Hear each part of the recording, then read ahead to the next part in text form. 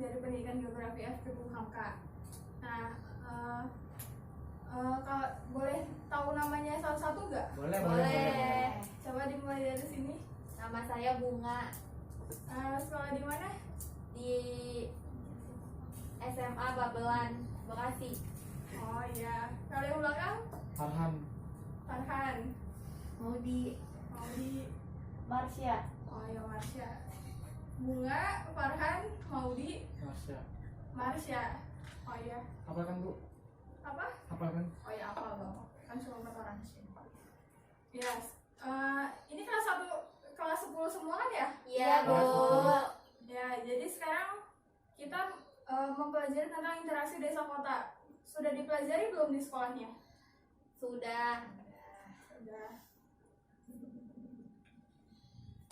Ya, berarti tahu dong pengertian desa. Istilah desa berasal dari bahasa Sanskerta yaitu desi yang artinya tanah kelahiran atau tumpah darah. Menurut Undang-Undang Nomor 2 Tahun 1999 tentang otonomi daerah bab 1 pasal 1, desa adalah suatu kesatuan masyarakat hukum yang memiliki wewenang untuk mengatur dan mengurus kepentingan masyarakat setempat berdasarkan pada usul-usul adat istiadat setempat yang diakui dalam pemerintahan nasional dan berada di daerah kabupaten. Nah, jadi desa itu kan yang paling pertama itu yang paling tinggi adalah kota, kabupaten, baru ke desa. Jadi desa ini unit satuan yang terkecilnya. Nah, menurut R. Bintarto, desa merupakan hasil perwujudan geografis yang ditimbulkan oleh unsur-unsur fisiografis, sosial, ekonomi, politik, dan kultur yang terdapat di suatu daerah yang memiliki hubungan timbal balik dengan daerah lainnya. Jadi selain hubungan timbal balik di sini itu, jadi antar desa itu saling berhubungan. Kayak misalkan dari faktor segi ekonominya, kayak misalkan desa A itu penghasil beras terbesar, desa B penghasil sayuran terbesar, jadi mereka saling tukar-tukaran barang seperti itu. Ya. Selanjutnya ada ciri-ciri desa. Menurut Dirjen Pembangunan Desa tahun 2010, suatu daerah dikatakan desa jika memiliki ciri-ciri yang khas yang dapat membedakan dengan daerah lain di sekitarnya. Yang pertama yaitu lapangan kerja yang dominan adalah sektor pertanian atau agraris. Kalau sektor pertanian atau agraris, contohnya apa aja? Pertanian? Hasilnya gitu. Ya, hasil dari sektor pertanian, padi, terus jagung, sayur-sayuran. Ya, yang kedua hubungan antar warga desa masih sangat akrab.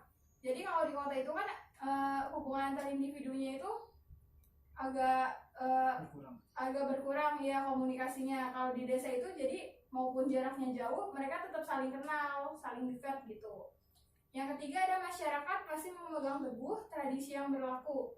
Jadi kayak adat istiadat itu kalau di desa itu masih kental banget, kayak kepercayaan tentang suatu hal atau daerah yang terlarang seperti itu. Yang keempat ada sektor agraris seperti halnya pertanian menjadi ciri khas dari pedesaan.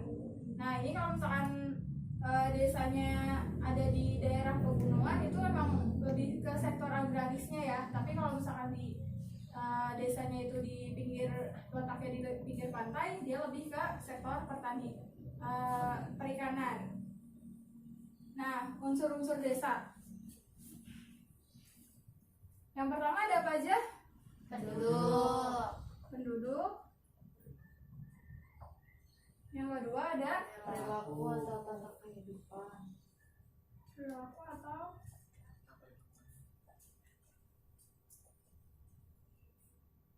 yang ketiga ada wilayah. Jadi suatu desa dikatakan sebagai desa jika mencakup 3 unsur yang ini. Penduduk, ada perilaku atau tata kehidupannya. Yang ketiga ada wilayahnya. Penduduk itu mencakup apa aja sih? Ada yang tahu? Jumlah penduduk. Terus kalau perilaku atau tata kehidupan. Ya, ada norma, ada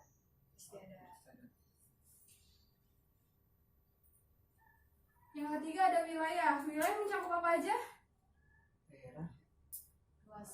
Tanah, ya, luas tanahnya, luas wilayah, dan sebagainya.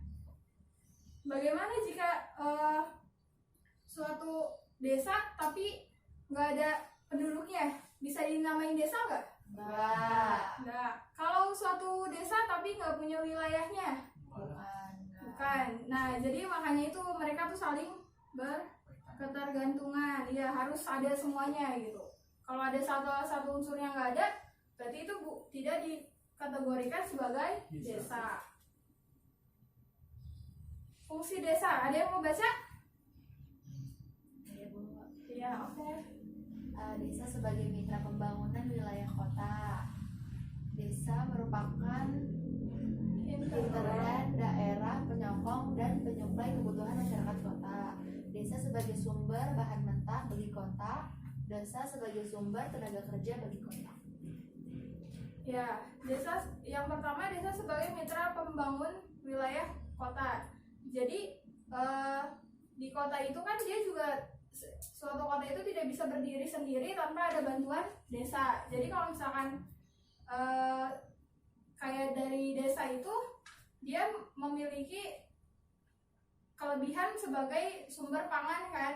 Kalau di kota kan dia nggak punya wilayah yang cukup buat pertanian ataupun perikanan. Nah itu makanya dia didukungnya dari desa. Dan desa merupakan hinterland daerah penyokong dan penyuplai kebutuhan masyarakat kota. Nah itu sama aja, maksudnya jadi barang-barang yang ada di desa itu dijualnya ke kota. Yang ketiga, desa sebagai sumber bahan mentah bagi kota. Nah itu sama aja, kayak misalkan kalau di kota kan biasanya juga banyaknya pabrik-pabrik kan. Nah pabrik-pabrik itu sumber bahan mentahnya itu dari desa. Seperti misalkan kalau pabrik karet, nggak mungkin di kota ada ya perkebunan karet seperti itu. Selanjutnya ada desa sebagai sumber tenaga kerja bagi kota. Jadi masyarakat kota itu sendiri kan biasanya penduduknya tidak terlalu banyak. Kebanyakan itu orang-orang yang dari desa yang pindah ke kota. Pengertian kota. Kota didefinisikan sebagai suatu sistem jaringan kehidupan manusia yang memiliki ciri sosial seperti jumlah penduduk yang tinggi, strata sosial yang ekonomi dan yang heterogen dengan corak yang materialistis. Menurut R. Bintarto, ada yang mau baca? Ya. Kota adalah suatu bentang budaya yang ditimbulkan oleh unsur-unsur alami dan non-alami dengan gejala pemusatan penduduk yang cukup besar, cara kehidupan yang lebih heterogen dan materialistik dibandingkan dengan daerah sekitarnya. Nah, cara kehidupan yang lebih heterogen. Heterogen ini maksudnya dia lebih beragam. Kalau misalkan di desa itu dia penduduknya cuma sebagai petani atau nelayan saja, tapi kalau misalkan di kota itu dia ada yang jadi pekerja kantoran,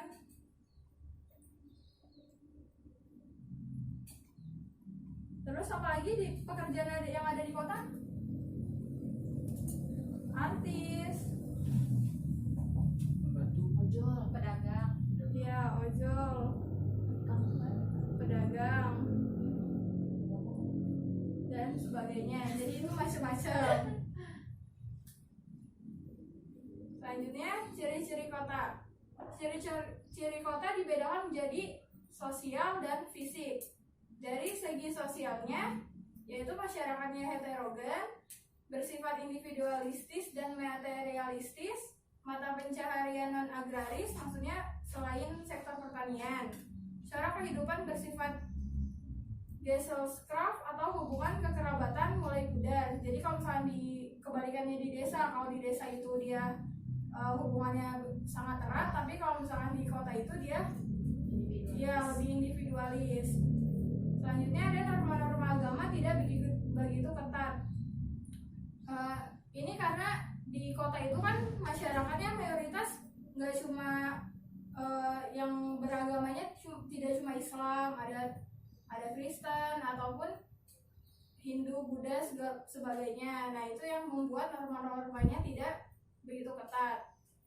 Terjadi kesenjangan sosial antara golongan masyarakat kaya dan masyarakat miskin. Jadi ada yang memang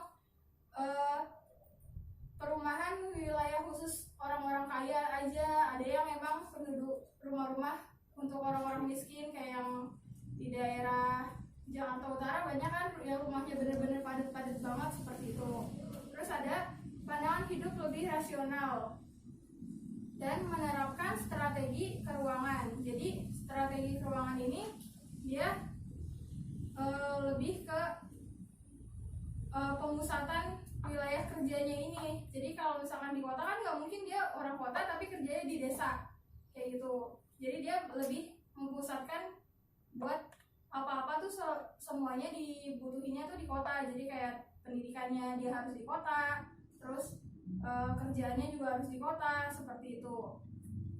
Dari segi fisiknya, sarana perekonomian seperti pasar atau supermarket lengkap, terdapat parkir yang memadai, tempat rekreasi yang memadai, pusat kebudayaan, banyaknya layanan kesehatan, dan gedung-gedung pemerintahan. Jadi karena kota ini sebagai pusatnya suatu daerah, maka fasilitas yang ada di kota pun itu akan sangat lengkap. Kayak gitu. Kalau di desa kan sarana kesehatannya masih jarang biasanya ya. Terus tempat rekreasinya juga masih jarang. Karena ya mungkin penduduk desa itu tidak terlalu butuh rekreasi juga ya. Karena di sana kan memang rata-rata kebanyakan wilayahnya emang sudah bagus kayak itu, nggak kayak di kota yang emang padat. Selanjutnya ada klasifikasi penduduk.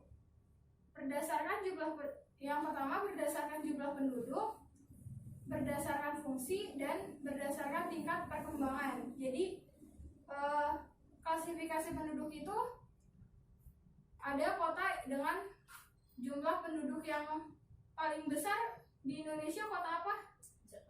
Jakarta.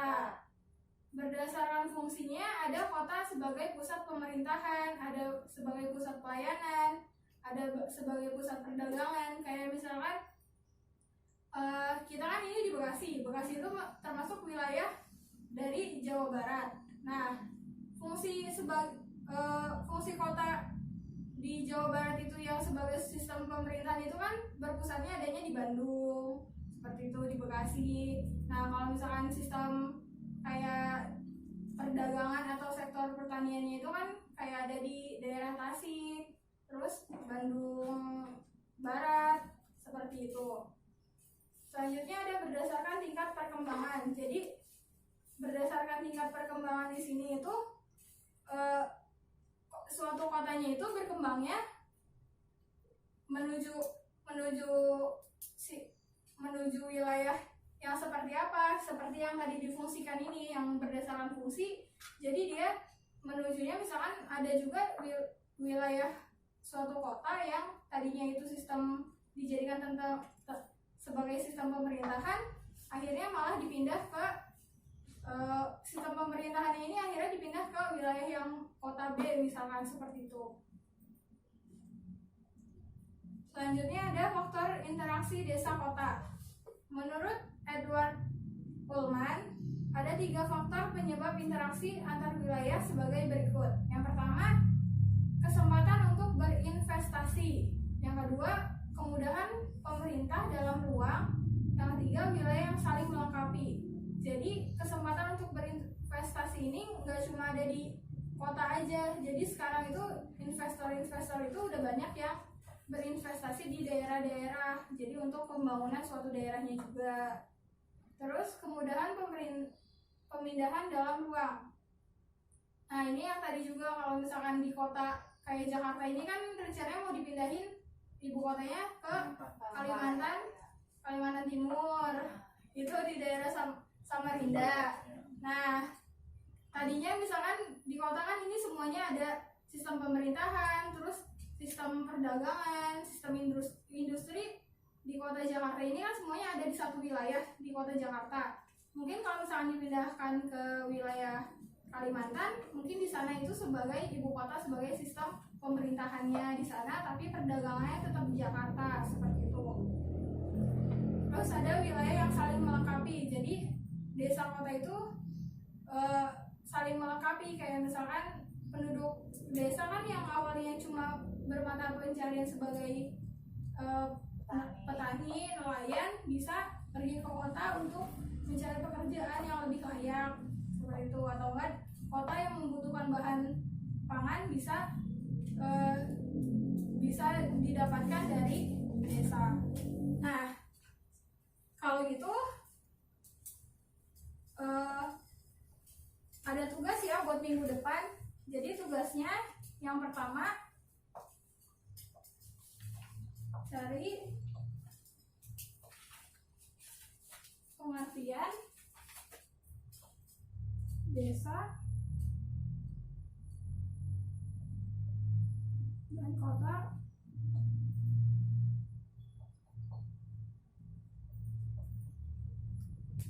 menurut para ahli. Yang kedua,